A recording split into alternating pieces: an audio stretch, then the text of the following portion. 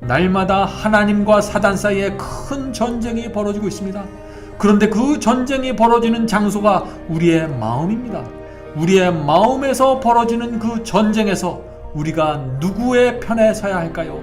우리가 누구의 음성을 따라가야 합니까?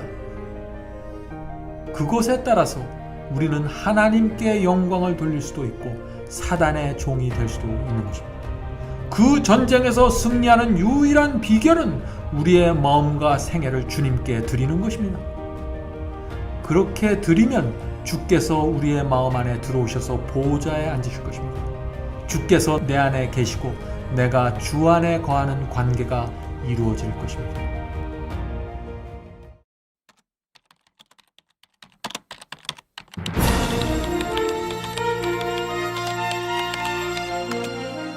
Last Mission Bible Study Series.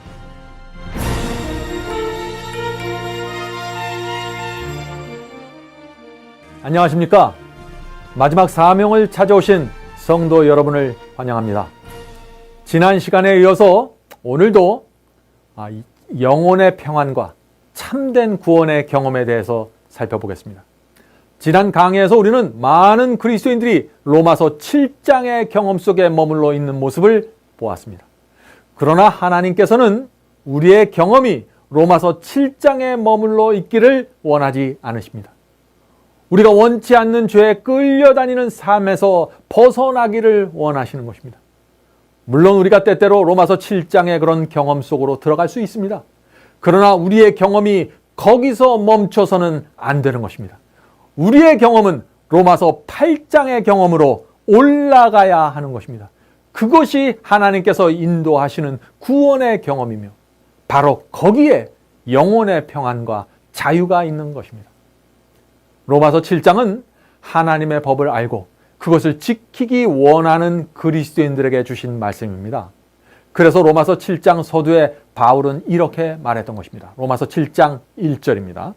형제들아 내가 법 아는 자들에게 말하노니. 로마서 7장은 하나님의 계명을 알고 있고 그 말씀에 순종하기 원하는데 원하는 대로 잘 되지 않는 그리스도인들의 경험을 말하고 있는 것입니다. 마음은 그것이 아닌데 자꾸 육체의 요구에 끌려다니는 그 죄인의 모습을 그래서 로마서 7장이 말하고 있는 것이죠. 선을 행하려고 해도 자꾸 악을 행하게 되고 의와 거룩함을 쫓아가려고 하는데 자꾸 악에 빠지는 어쩔 수 없는 죄인의 모습이 로마서 7장에 나타나 있는 것입니다. 그래서 로마서 7장 22절과 23절을 보면은 이런 모습이 나오는 것입니다. 내 속 사람으로는 하나님의 법을 즐거워하되 내 지체 속에서 한 다른 법이 내 마음의 법과 싸워 내 지체 속에 있는 죄의 법 아래로 나를 사로잡아 오는 것을 보는도다. 자, 이 말씀에서 무엇을 지금 말하고 있는 것입니까? 내 속 사람은 하나님의 법을 즐거워한다고 했습니다. 내 마음의 소원은 하나님의 법에 순종하는 삶을 살고 싶다고 했습니다. 그런데 자꾸 육신의 욕망이 올라와서 그것에 사로잡혀서 죄에 끌려가게 돼서 내가 괴로워한다는 것입니다. 그래서 결국 이런 탄식을 하는 것이죠. 로마서 7장 24절입니다. 오호라 나는 곤고한 사람이로다. 이 사망의 몸에서 누가 나를 건져내랴. 성도 여러분, 이것이 로마서 7장 마지막에 나오는 그리스도인의 절규입니다. 자, 그렇다면 그리스도인은 계속해서 이런 절규를 하면서 살아야 할까요? 아닙니다. 우리에게 희망이 있습니다. 바울은 로마서 8장에서 희망을 제시하는 것입니다. 놀라운 복음을 우리에게 보여주는 것입니다. 오늘 우리는 그래서 복음의 중심으로 들어가서 해방과 자유로 들어가는 경험을 살펴보게 될 것입니다. 자, 그런데 사도 바울은 거기서 멈추지 않았습니다. 7장에 나오는 문제를 해결하기 위해 로마서 8장에서 놀라운 복음을 우리에게 제시해 줍니다. 그 말씀을 읽어보겠습니다. 로마서 8장 1절과 또 6절부터 9절의 말씀입니다. 1절입니다. 그러므로 이제 그리스도 예수 안에 있는 자에게는 결코 정죄함이 없나니 바울이 이 말씀을 기록했을 때 얼마나 기뻤을까요? 로마서 7장에서 그 율법의 정죄에 짓눌려 있던 그 육체에 이리저리 끌려다니는 그 그리스도인이 8장에 와서 크게 소리치는 것입니다. 결코 정죄함이 없습니다 라고 소리치는 것입니다. 그런데 아무나 정죄받지 않는 것이 아닙니다. 그리스도 예수 안에 있는 사람만 정죄받지 않는다고 했습니다. 자, 그런데 그리스도 예수 안에 거하는 사람은 왜 정죄받지 않을까요? 계속해서 읽어보겠습니다. 지금 읽는 이 말씀은 한글 성경에는 없고 킹 제임스 영어 성경에만 나오는 말씀입니다. 자, 앞에서 뭐라고 했어요? 그리스도 예수 안에 있는 자에게는 결코 정죄함이 없나니 그들은 육신을 따르지 않고 성령을 쫓나니. 무슨 말인가요? 육신을 따르지 않고 성령의 음성을 따르기 때문에 정죄받지 않게 된다는 것입니다. 이것이 그리스도인에게 정죄함이 없는 이유라 하는 것입니다. 자, 6절 읽겠습니다. 육신의 생각은 사망이요 영의 생각은 생명과 평안이니라. 이 말씀의 의미는 분명합니다. 육신이 우리에게 말하고 요구하는 것을 따라가면 사망이고 멸망에 이르게 된다는 것입니다. 그러나 양심을 통해서 말씀하시는 그 성령의 음성을 따라가면 거기에는 생명과 평안이 있다는 것입니다. 자, 그런 다음에 그리스도인이 하나님께 순종하지 못하는 이유에 대해서 계속 이렇게 설명합니다. 7절입니다. 육신의 생각은 하나님과 원수가 되나니 이는 하나님의 법에 굴복치 아니할 뿐 아니라 할 수도 없습니다. 육신에 있는 자들은 하나님을 기쁘시게 할 수 없느니라. 만일 너희 속에 하나님의 영이 거하시면 너희가 육신에 있지 아니하고 영에 있나니 누구든지 그리스도의 영이 없으면 하나님의 사람이 아니라. 오해의 여지가 없는 분명한 말씀입니다. 육신의 생각은 하나님과 원수라고 했습니다. 그래서 육신에게 끌려다니는 사람은 하나님의 법에 순종할 수 없고 하나님을 기쁘게 할 수도 없다는 것입니다. 바울은 육신에 속해서 죄에 끌려다니는 사람은 그리스도의 사람이 아니라고 선언했습니다. 이것은 정말 두렵고 엄숙한 말씀입니다. 자, 그렇다면 어떻게 해야 우리가 양심을 통해서 들려오는 성령의 음성에 순종할 수 있을까요? 어떻게 하면 그 육신의 더럽고 이기적인 충동을 뿌리치고 성령을 쫓아가는 사람이 될 수 있을까요? 그래서 생명과 평안을 누릴 수 있게 될까요?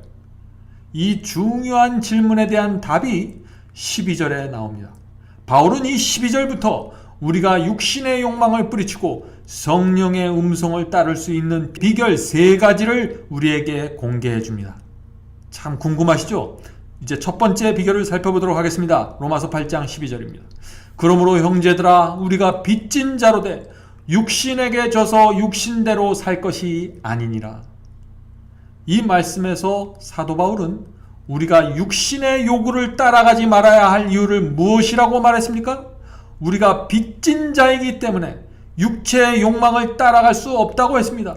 빚을 졌기 때문에 육신에게 져서 육신이 끄는 대로 따라갈 수 없다고 했습니다. 자, 그렇다면 우리가 누구에게 빚을 졌다는 말인가요? 하나님께 도무지 갚을 수 없는 엄청난 빚을 진 것입니다. 우리가 하나님께 어떤 빚을 졌습니까? 여러분과 저를 살리기 위해서 하나님의 아들이 죽으셨습니다. 하늘의 왕께서 하늘을 포기하고 이 땅에 내려오셔서 핍박을 피해서 이 동네 저 동네 도망 다니시고 복음을 전하셨습니다. 더럽고 먼지 나는 유대 땅에서 낮고 낮은 사람으로 살다가 결국에는 십자가에 달렸는데 아무도 그분을 구세주로 인정하지 않았습니다. 아무도 그분께 감사하다는 말을 하지 않았습니다. 그럼에도 불구하고 그분께서는 끝까지 죽음의 길을 홀로 걸으셨고 십자가에 피를 뿌리셨습니다. 여러분과 저를 위해서 그렇게 하신 것입니다. 그리스도의 그러한 외로운 삶과 피가 아니었으면 저와 여러분은 소망이 없는 사람입니다. 아무런 소망이 없이 이 세상을 살다가 지옥불의 형벌을 받을 수밖에 없는 존재가 되는 것입니다. 그래서 우리는 그 무엇으로도 갚을 수 없는 큰 빚을 그리스도께 지고 있는 것이다. 그런 것입니다. 사도 바울은 우리가 빚진 자로 돼 육신에게 져서 육신대로 살 것이 아니라고 했습니다. 하나님께 엄청난 빚을 졌는데 어떻게 성령의 음성에 등을 돌릴 수 있냐는 말입니다. 양심으로부터 들려오는 그 의의 음성을 어떻게 우리가 거절할 수 있냐 하는 도전을 지금 사도 바울은 하고 있는 것입니다. 너무나 큰 빚을 지고 있기 때문에 그리스도를 배반할 수 없고 그분을 다시 십자가에 못질할 수 없다는 것이 사도 바울의 신앙이었습니다. 제 생애 속에서 여러 번 성령의 음성을 거절했지만 제가 빚진 자의 심령으로 하나님 앞에 섰을 때만큼은 그분의 말씀을 제가 도무지 거절할 수 없었습니다. 사실 우리 모두는 하나님께 큰 빚을 지고 있다는 사실을 잘 압니다. 그리스도인으로서 그것을 모르는 사람이 어디 있을까요? 그러나 문제는 정말 우리가 빚진 자의 심령으로 하나님 앞에 서 있는가 하는 것입니다. 여기에 많은 그리스도인들이 빠져 있는 문제가 있는 것입니다. 빚진 자의 심령 없이 하나님의 말씀에 순종하려고 애쓰다가 자꾸 쓰러지는 것입니다. 그리고 너무나 힘들다고 하면서 더 이상 양심의 가책을 받지 않는 그런 신앙을 하고 싶다고 불평하는 것입니다. 하나님께 도무지 갚을 수 없는 빚을 졌다는 심령 없이 신앙을 하게 되면 자꾸 그렇게 되는 것입니다. 그래서 마음이 냉랭하고 신앙이 형식적이 되고 기도에 힘이 없게 되는 것입니다. 자, 그런데 사도 요한은요, 우리에게 참 아름다운 말씀을 남겨주셨습니다. 사도 요한 역시 빚진 자의 심령을 갖고 있었기 때문에 이런 말씀을 주실 수 있었던 것입니다. 자, 그 말씀을 읽어보죠. 요한일서 3장 7절 8절입니다. 요한일서 3장 7절 8절. 자녀들아, 아무도 너희를 미혹하지 못하게 하라. 의를 행하는 자는 그의 의로우심과 같이 의롭고 죄를 짓는 자는 마귀에게 속하였나니. 참, 오늘날 교회에서 이런 말씀을 하면 사람들이 아마 깜짝 놀라서 거절할 것입니다. 그러나 사도 요한의 복음은 아주 단순합니다. 구원은 믿음으로 받는 것이지만 진짜 믿음을 가진 사람은 그 생애 속에 의의 열매가 맺히게 된다는 것입니다. 죄를 짓는 자는 마귀에게 속하나니 마귀는 처음부터 범죄함이라. 하나님의 아들이 나타나신 것은 마귀의 일을 멸하려 하심이니라. 자, 여기서 하나님의 아들이 이 땅에 오신 이유가 무엇이라고 했습니까? 마귀의 일을 멸하기 위해서, 마귀의 일을 없애기 위해서 이 땅에 오셨다는 것입니다. 자, 그렇다면 마귀의 일이 무엇인가요? 그것은 우리를 유혹하는 것입니다. 시험에 빠뜨려서 죄를 짓게 만드는 것입니다. 바로 마귀의 그런 일이 이루어지지 못하도록 하기 위해서 예수께서 이 땅에 오셨습니다. 저와 여러분이 마귀의 유혹을 따라가지 않고 하나님의 말씀과 성령을 따라가게 하기 위해서 하나님의 아들이 이 땅에 오신 것입니다. 그래서 누구든지 그리스도 예수의 삶과 십자가에 나타난 그 사랑과 희생을 깊이 바라보고 받아들이면 성령을 통해서 빚진 자의 심령이 내 마음과 생각에 새겨지기 때문에 육신에 끌려다니지 않게 된다는 것입니다. 자, 이제 사도 바울이 우리에게 제시하는 두 번째 비결을 살펴보도록 하겠습니다. 육신에게 끌려다니지 않고 영혼의 평안을 갖는 두 번째 방법. 로마서 8장 13절입니다. 너희가 육신대로 살면 반드시 죽을 것이로되 영으로서 성령으로서 몸의 행실을 죽이면 살리니. 그런데 여기 굉장히 강력한 표현이 나옵니다. 바울은 육신대로 이끄는 대로 살면 어떻게 된다고 그랬어요? 반드시 멸망당할 것이라고 못을 박았습니다. 그리고 나서 육체의 요구를 죽이는 방법을 설명하는데 성령으로서 죽이라고 하는 것입니다. 그래서 사도 바울도 나는 날마다 죽노라고 고백했던 것입니다. 사도 바울도 날마다 성령의 힘으로 육체의 요구와 자아를 죽이면서 살았다고 한 것입니다. 성령이 아니면 결코 육체로부터 올라오는 악한 생각과 몸의 악한 행실을 죽일 수 없는 것입니다. 어떤 사람은 이렇게 말하죠. 그거 나도 여러 번 해보았는데 안 되던데요 라고 말합니다. 내 노력으로 해서 그렇습니다. 내 의지로 해서 그렇습니다. 내 노력과 의지로 하는 것은 기독교 신앙이 아닙니다. 그것은 금욕주의입니다. 그런 것은 바리새주의고 율법주의입니다. 내 스스로의 노력과 의지로 육체를 쳐서 죽이려고 애쓰는 것은 한동안 잘 되는 것 같지만 결국에는 나도 모르는 사이에 실패하고 쓰러지게 됩니다. 그런 사람들은 그래서 결국 로마서 7장의 경험으로 돌아가게 되는 것입니다. 많은 사람들이 딜레마에 빠져 있습니다. 오늘날 이런 딜레마입니다. 성경은 순종할 것을 말하고 있는데 또 하나님의 계명을 지키라고 말하고 있는데 그래서 좀 더 강한 의지, 좀 더 강한 결심을 통하여 선한 행위와 순종을 만들어내려고 애를 쓰게 되는 것입니다.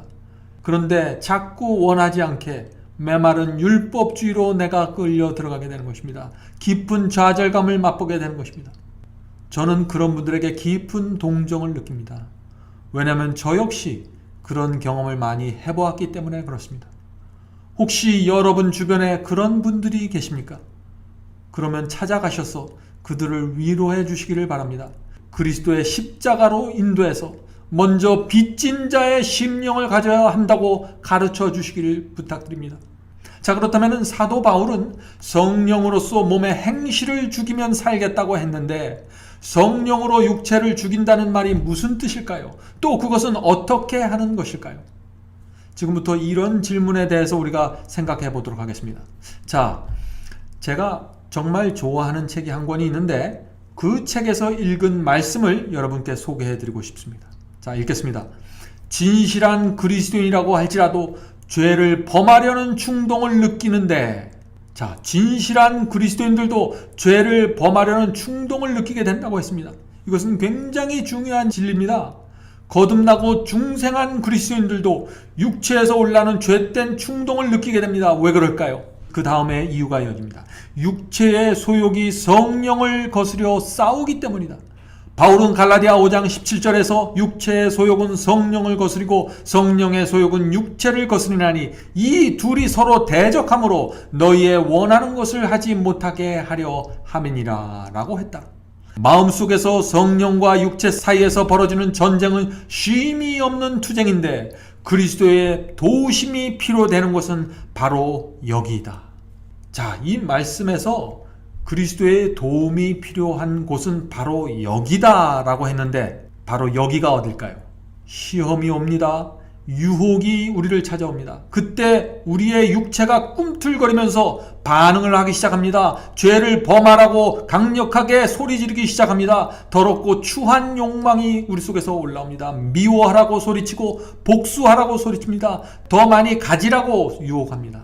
그런데 마음의 저쪽 반대편에서 성령의 조용한 음성이 들려옵니다. 그렇게 하지 말아라. 의의 길을 걸어야 한다. 좁은 길을 택해야 한다. 진리를 붙잡아야 한다. 이런 음성이 들려오는 것입니다. 우리가 시험과 유혹 앞에서 이 두 가지 음성을 듣고 있을 때 바로 그 순간이 우리가 그리스도께 나아가 도우심을 받아야 할 때다 하는 것입니다. 왜냐하면 우리의 의지로는 도무지 육체로부터 올라오는 그 추한 욕망을 뿌리칠 수 없기 때문에 그렇습니다. 그러므로 더 이상 내 힘으로 싸우는 전쟁을 하지 마시기 바랍니다. 그런 전쟁을 하면 여러분은 결국 로마서 7장으로 돌아가게 될 것입니다. 보통 때는 육체와 성령이 싸우는 다툼이 없습니다. 평안한 것처럼 보입니다. 그러나 시험이 오고 유혹이 오면 그때부터 우리 속에서 육체의 소욕과 성령이 다투기 시작합니다. 그 전쟁은 둘 중 하나가 패배해야만 끝나는 전쟁입니다. 우리를 자신이 원하는 쪽으로 끌고 가기 위해서 싸우는 전쟁이 벌어지는 것입니다. 그래서 로마서 6장 16절에는 이런 말씀이 있습니다. 너희 자신을 들여 누구에게 순종하든지 그 순종함을 받는 자의 종이 되는지를 너희가 알지 못하느냐? 혹은 죄의 종으로 사망에 이르고 혹 순종의 종으로 의에 이르느니라. 내 속에서 두 음성이 들려올 때, 육체의 음성과 성령의 음성이 들려올 때 우리는 죄의 종이 되든지 순종의 종이 되든지를 결정해야 합니다. 바로 그때가, 바로 그 순간이 우리가 그리스도께 나아가 도움을 청해야 할 때다 하는 것입니다. 바로 그때가 무릎을 꿇고 기도해야 할 때입니다. 기도를 통해서 하늘에서 중보하시는 예수께 나아가 성령의 음성을 붙잡을 수 있도록 은혜와 힘을 달라고 간구해야 합니다. 잠시 기도하고 일어서는 것이 아닙니다. 그것을 받을 때까지 간구해야 합니다. 주님께서는 악을 거절하고 순종의 종이 되게 해달라고 간구하는 기도에 반드시 응답하십니다. 기도를 통해서 하늘의 은혜와 능력을 받은 다음에는 우리가 어떻게 해야 합니까? 다시 우리 마음속에서 일어나고 있는 선과 악의 투쟁 앞에 서야 됩니다.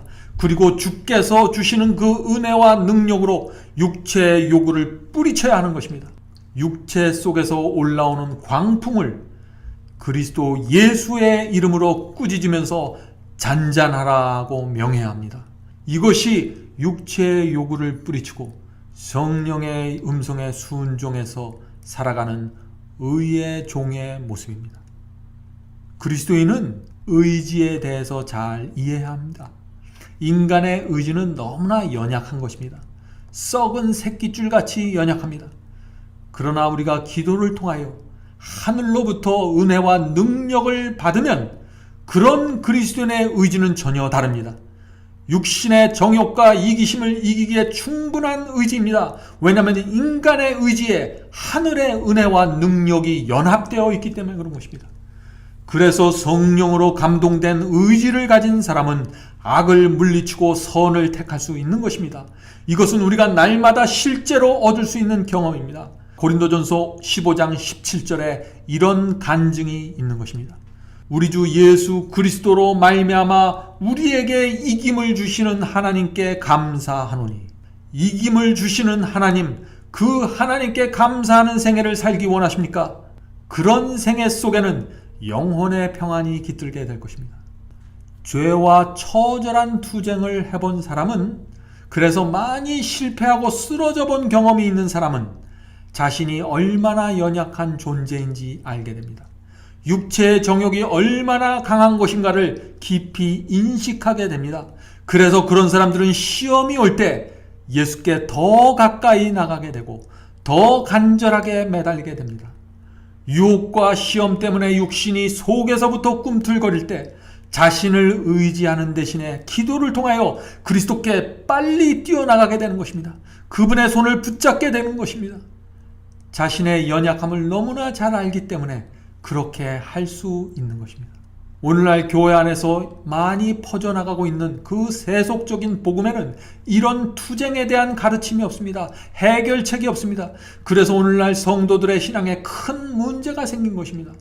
수많은 성도들이 육체와 성령의 투쟁이 실제로 어떻게 이루어지는지 이해하지 못하고 살아가고 있는 것입니다. 그래서 사단이 유혹을 던지면 어떻게 대처할 줄도 모르고 미처 손도 쓰지 못하고 당하게 되는 것입니다. 많은 사람들이 예수를 영접하기만 하면 내 삶이 세속과 죄에 물들어 있어도 구원받을 수 있게 된다고 믿기 때문에 날마다 마음속에서 이루어지는 전쟁에서 싸울 생각을 하지 않는 것입니다. 싸움의 의미를 찾지 못하는 것입니다. 이미 구원받았는데 싸워서 뭐하냐라고 생각하는 것입니다. 우리의 죄 때문에 십자가에 돌아가신 예수님이 만일 그런 말을 들으면 그 심정이 어떨까요? 마귀의 일을 멸하기 위해서 이 땅에 오신 그리스도께서 그런 말을 들으면 얼마나 마음이 아프실까요? 예수를 믿기만 하면 구원받는다는 그런 복음을 받아들이면 양심이 거짓 복음으로 잘못 교육받기 때문에 제대로 된 의의 음성을 내지 못하게 됩니다. 사단은 그런 사람을 거짓 이적과 궤변으로 이상한 것으로 끌고 갈 것입니다. 죄와 싸우는 투쟁이 없는 신앙을 하면은 죄가 얼마나 악하고 강력한 것인지 모르게 됩니다.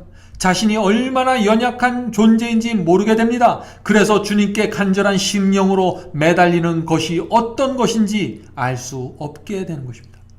투쟁이 없기 때문에 겉으로는 행복하게 보일 수 있습니다. 그러나 속으로는 부패해 들어가는 것입니다. 사랑하는 성도 여러분, 참된 영혼의 평안은 빚진 자의 심령 속에서만 가능한 것입니다. 빚진 자는 겸손합니다. 얼굴을 들지 못하고 두 손을 조아립니다. 하나님께 너무나 죄송해서 어쩔 줄 몰라 하는 것입니다. 빚을 지고 있기 때문에 그런 것입니다. 그래서 혹시 죄를 범했을지라도 금세 회개하고 통회하게 되는 것입니다. 왜냐하면 빚진 자는 죄를 고집하고 붙잡고 있으려는 의도가 그 마음속에 없기 때문입니다. 시험과 유혹이 올 때 자신의 연약함을 너무나 잘 알고 있기 때문에 얼른 주님께 달려가 숨게 됩니다. 이것이 빚진 자의 모습입니다. 가장 연약해 보이지만은 가장 강한 그리스도인이 바로 빚진 자의 심령을 가진 그리스도인입니다. 로마서 8장에서 사도 바울은 영혼의 평안을 얻는 그 세 번째 비결을 우리에게 말해주고 있습니다. 자, 그것이 무엇일까요? 로마서 8장 15절입니다. 로마서 8장 15절. 너희는 다시 무서워하는 종의 영을 받지 아니하였고, 종의 영은 노예의 영을 말하는 것입니다. 종의 영, 노예의 영을 받지 아니하였고 양자의 영을 받았으므로 아바, 아버지라 부르짖느니라. 사도 바울은 영혼의 평안을 누리지 못하는 또 하나의 이유를 말하면서 종의 영을 갖고 있기 때문이라고 했습니다. 자, 종의 영을 가지고 있다. 이것이 무슨 뜻일까요? 주인이 무서워서 벌벌 떠는 노예의 정신을 가지고 있다는 것입니다. 주인이 주는 벌이 무서워서 순종한다는 것입니다. 주인이 주는 삭슬 노리고 일을 한다는 것입니다. 그래서 삭군이 된다 하는 것입니다. 그래서 평생 주인 밑에서 열심히 일하지만 주인의 사랑과 은혜를 느끼지 못하는 것입니다. 아버지와 아들 사이에만 존재하는 그 참된 관계 속으로 들어가지 못해서 하나님을 아바, 아버지라고 부를 수 없는 것입니다. 그저 구원받기 위해서 주인 곁에 있고 멸망당하지 않기 위해서 주인을 떠나지 않는 노예로 살아가는 것입니다.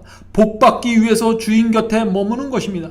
형벌이 두려우니까 교회에 다니는 것입니다. 이것이 종의 영, 노예의 영을 받은 그리스도인의 모습입니다. 다시 말해서 하나님을 믿는 동기에 큰 문제가 생긴 것입니다. 그래서 참된 아버지와 아들의 관계를 맺지 못하고 살아가는 것입니다. 사랑하는 성도 여러분, 그리스도인은 반드시 양자의 영을 받아야 합니다. 양자의 영을 받으면 더 이상 형벌이나 보상 때문에 하나님을 따르지 않게 됩니다. 구원받기 위해서 하나님을 따르지 않습니다. 하나님이 나의 아버지이기 때문에 그분을 위해서 사는 것입니다. 나를 낳아주셨고 먹여주셨고 키워주신 그 은혜가 너무나 감사해서 그분을 위해서라면 하지 못할 일이 없게 되는 것입니다. 그래서 하나님의 말씀 앞에서는 나에게 어떤 이익이 생기고 어떤 손해가 오는가를 따지지 않게 되는 것입니다. 사도 바울의 말씀처럼 먹든지 마시든지 무엇을 하든지 하나님의 영광을 위해서 살아가는 것입니다. 이것이 양자의 영을 받은 그리스도인의 신앙입니다. 만일 제 아들이 저에게 이렇게 말하면 제 마음이 어떨까요? 아버지, 오늘도 제가 아버지가 시키는 일을 열심히 했습니다. 그러니 이제 제가 밥을 먹어도 되겠죠? 이런 말을 들을 때 제 마음이 어떨까요? 정말 비참할 것입니다. 일은 나도 할 수 있습니다. 아들이 도와주지 않아도 할 수 있는 것입니다. 제가 아들에게 기대하는 것은 그런 것이 아닙니다. 그 아이가 힘들 때 내게 와서 손을 붙잡고 아버지, 요즘 제가 참 힘들어요. 도와주세요. 아버지, 요즘 제 마음이 너무나 괴로워요. 제 마음을 나눌 친구가 없어요. 아버지, 제 친구가 돼주세요. 아버지, 제가 이런 잘못을 했는데 저를 용서해 주시죠. 아버지, 감사합니다. 제 아들이 제 등 뒤에서 어깨를 감싸 안으면서 이런 말을 할 때 제 마음이 어떨까요? 그 아버지의 사랑과 능력을 믿기 때문에 자신의 모든 것을 털어놓는, 심지어 자기의 죄까지 털어놓는 그 아들이 얼마나 사랑스러울까요? 저는 무슨 대가를 치르고서라도 그런 아들을 도와주려고 할 것입니다. 양자의 영은 바로 그런 것입니다. 아버지와 아들의 관계는 바로 그런 것입니다. 그런 관계 속으로 들어가야만 영혼의 평안을 지킬 수 있는 것입니다. 아버지를 사랑하고 존경하는 자녀는 이렇게 말을 하게 될 것입니다. 아버지를 행복하게 해드리고 싶어요. 아버지가 좋아하는 것이 무엇이죠? 아버지가 행복한 것이 제 행복이에요. 어떻게 하면 제가 아버지를 행복하게 해드릴 수 있을까요? 이것이 아버지를 사랑하는 아들과 딸의 모습 아닙니까?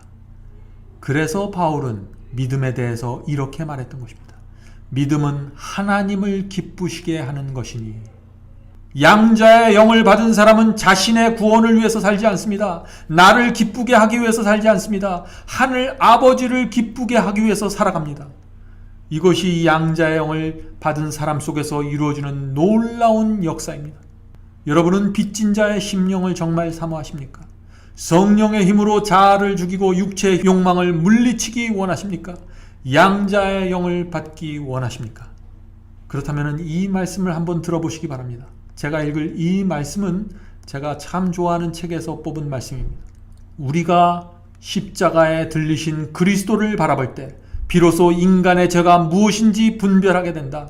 우리는 영광의 주님에게 형벌을 내리고 십자가에 못 박게 한 것이 나의 죄라는 사실을 깨닫게 된다. 말로 다 할 수 없는 큰 사랑을 받았음에도 불구하고 계속해서 배운 망덕과 반역으로 일관된 생애를 살아온 내 자신의 모습을 보게 된다. 우리는 죄 때문에 하나님과 내가 분리되었다는 사실을 알게 되고 그것 때문에 가슴이 찢어지는 슬픔을 느끼게 된다. 사랑하는 성도 여러분, 예수께서는 죄를 애통하는 심령을 가진 사람이 하나님의 위로를 받을 것이라고 하셨습니다. 팔복에서 그 말씀을 주셨죠. 저는 하나님의 위로를 받고 싶습니다. 여러분은 어떻습니까? 위로라는 말의 원어를 살펴보면요, 곁으로 오신다 하는 뜻이 있다고 합니다. 참된 위로는 하늘 아버지께서 우리 곁에 오시는 것입니다. 넘어져서 울고 있는 아이 곁으로 다가오는 어머니처럼 우리가 죄에 넘어져서 울고 있을 때, 생활이 너무나 힘들어서 울고 있을 때, 친구에게 배반당해서 울고 있을 때 하나님께서 우리 곁으로 가까이 오시는 것입니다. 그것이 하늘이 주는 위로입니다. 그런 위로를 우리가 받아야만 우리의 심령 속에 하늘이 주는 영혼의 평안이 깃들게 되는 것입니다. 사랑하는 형제자매 여러분, 우리가 정말 육체의 정욕과 죄에 끌려다니는 삶이 지긋지긋하다고 느끼면은 이제는 더 이상 그런 삶을 살고 싶지 않다는 간절한 소원이 있으면, 그래서 로마서 7장 마지막에 나오는 오호라 나는 곤고한 사람이라다, 누가 이 사망의 몸에서 나를 건져내랴 하는 간절한 절규가 우리의 심령 깊은 곳으로부터 흘러나온다면 주 앞에 나가 회개하고 성령을 받아야 합니다. 그것이 유일한 소망입니다. 우리의 영혼이 하나님의 용서를 만나야 됩니다. 그리고 그 용서를 받아들여야 됩니다. 그렇게 되면 성령의 은혜가 밀려오면서 우리의 마음 깊숙이 정결하게 됩니다. 그렇게 되면 우리가 그렇게 좋아하던 세속이 싫어지게 되고, 그렇게 버릴 수 없다고 생각했던 죄가 혐오스럽게 느껴지면서 떨어져 나가게 되는 것입니다. 어떤 의미에서 죄는 내가 이기고 극복하는 것이 아니라 떨어져 나가는 것입니다. 내가 그것을 너무나 미워하기 때문에 떨어져 나가는 것입니다. 이것이 바로 빚진 자의 심령 속에서 이루어지는 위대한 하나님의 역사입니다. 영혼의 평안은 바로 그런 심령 속에 허락되는 하늘의 선물입니다. 사랑하는 성도 여러분, 중요한 것은 우리의 마음과 생애 전체가 하나님께 바쳐지는 것입니다. 우리의 마음과 생애를 주님께 드리고 좁은 길을 걸으면 그 길은 좁게 느껴지지 않습니다. 제가 무엇이라고 말했나요? 좁게 느껴지지 않는다고 했습니다. 제가 참 이상하게 들리는 얘기를 하죠. 어떤 면에 있어서 좁은 길은 실제로 좁은 것이 아니라 좁게 느껴지는 것입니다. 우리가 지고 있는 죄의 짐이, 세속의 짐이, 인생의 짐들이 너무나 큰데 그것을 예수께 맡기지 않기 때문에 길이 자꾸 좁게 느껴지는 것입니다. 마음속에 세상을 사랑하는 짐, 돈을 사랑하는 짐, 경쟁하는 정신과 같은 짐들이 잔뜩 등에 진 채 하나님께서 인도하는 길을 바라보면 그 길은 그렇게 좁고 협착하고 가파라서 도무지 갈 수 없다고 느끼게 될 것입니다. 그러나 그런 짐들을 주 앞에 내려놓고 주여 이제부터 나의 길을 인도하여 주시옵소서라고 말하면서 그 길 위에 발을 들여 놓으면 그 길은 멀리서 보았던 것과는 전혀 다른 길로 느껴지게 될 것입니다. 우리는 그 길 위에서 세상 누구도 줄 수 없는 보람과 확신과 영혼의 평안을 누리게 될 것입니다. 지금부터 한 100년 전에 쓰여진 글을 제가 하나 읽고 말씀을 마치도록 하겠습니다. 이 글은 제가 그리스도인의 생애를 살면서 신앙의 기초가 되었던 글입니다. 읽겠습니다. 마음을 하나님에게서 떠나게 하는 것은 무엇이든지 버려야 한다. 어떤 사람들은 안일하고 이기적인 삶을 원한다. 그러나 우리는 그러한 정신에서 돌아서야 한다. 우리는 절반은 하나님께 속하고 절반은 세상에 속할 수 없다. 그런 상태에서는 영혼의 평안이 있을 수 없다. 우리는 전적으로 그분의 소유가 될 때에만 하나님의 자녀가 될 수 있다. 사람들은 세상에 속한 것을 버리기 어렵다고 생각한다. 세상에 대한 애착심을 버릴 수 없다고 생각한다. 그러나 나는 그런 말 듣기를 부끄러워하고 책에 기록하기도 부끄럽게 여긴다. 하나님께서는 우리에게 유익이 되는 것은 어떤 것도 버리라고 요구하지 않으신다. 하나님께서는 우리의 행복과 구원을 위해서 버리라고 하는 것이다. 그분께서는 우리에게 무엇이 최선이 되는지를 아신다. 하나님께서 당신의 자녀들이 고통당하고 힘들어하는 것을 보기 좋아한다고 오해하지 말라. 온 하늘은 우리의 행복에 관심을 가지고 있다. 하늘에 계신 우리 아버지는 우리 중 누구에게서도 행복과 기쁨을 빼앗아 가지 않으신다. 하나님께서는 다만 우리를 고통스럽게 만드는 악한 습관과 죄와 인생의 짐들을 가져가기 원하시는 것이다. 하나님께서는 그런 것들이 우리로 하여금 행복과 하늘을 얻지 못하게 될 것을 아시기 때문이다. 얼마나 영감적인 말씀입니까? 사랑하는 성도 여러분, 날마다 하나님과 사단 사이에 큰 전쟁이 벌어지고 있습니다. 그런데 그 전쟁이 벌어지는 장소가 우리의 마음입니다. 우리의 마음에서 벌어지는 그 전쟁에서 우리가 누구의 편에 서야 할까요? 우리가 누구의 음성을 따라가야 합니까? 그것에 따라서 우리는 하나님께 영광을 돌릴 수도 있고 사단의 종이 될 수도 있는 것입니다. 그 전쟁에서 승리하는 유일한 비결은 우리의 마음과 생애를 주님께 드리는 것입니다. 그렇게 드리면 주께서 우리의 마음 안에 들어오셔서 보좌에 앉으실 것입니다. 주께서 내 안에 계시고 내가 주 안에 거하는 관계가 이루어질 것입니다. 하나님 아버지와 아들의 관계가 이루어지게 되는 것입니다. 그렇게 될 때 성령께서 우리의 영혼 속에서 육체를 죽이고 승리를 거두게 되실 것입니다. 우리는 영혼의 평안과 자유를 선물로 받게 될 것입니다. 우리 생애 속에 거룩함과 의의 열매가 맺히게 되는 것입니다. 혹시 오랜 세월 동안 영혼을 짓누르는 문제를 가지고 계십니까? 이제 주 앞에 나와 내려놓고 하늘이 주는 쉼을 얻게 되기를 바랍니다. 여러분의 양심을 괴롭히는 죄와 세속과 욕심을 주 앞에 내려놓기를 바랍니다. 그렇게 하면 우리의 영혼이 하나님의 용서를 만나게 되고 쉼을 얻게 됩니다. 새로운 세상이 열리게 됩니다. 세상이 아름답게 보이고 살만한 세상으로 느껴지게 될 것입니다. 갑자기 문제가 없어져서 그렇게 되는 것이 아닙니다.